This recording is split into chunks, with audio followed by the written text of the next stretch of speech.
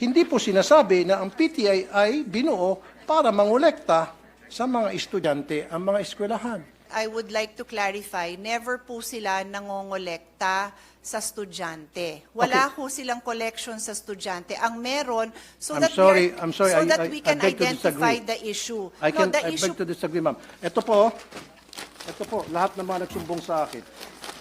sir, the These are issue, I don't these think, are the list of parents na nagsumbong sa akin, iba't ibang eskwelahan sa buong Pilipinas na kung saan sila po ay sapilitang kinukolektahan ng mga electric fan at kung ano pang mga gamit sa eskwelahan na meron man pong budget sa MOE ang DepEd for those things.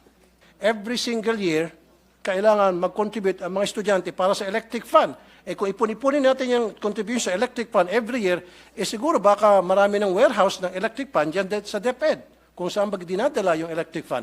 My question also, Mr. President, Your Honor, di ba meron pong MOE para dyan sa electric fan na yan? Ba't kinakailangan pa pagbayarin yung mga estudyante sa electric fan, sa jobos, sa pintura, sa bond paper, maging sa, ito pa po, sweldo sa security guard, sweldo sa janitor, pati ba naman sa kuryente,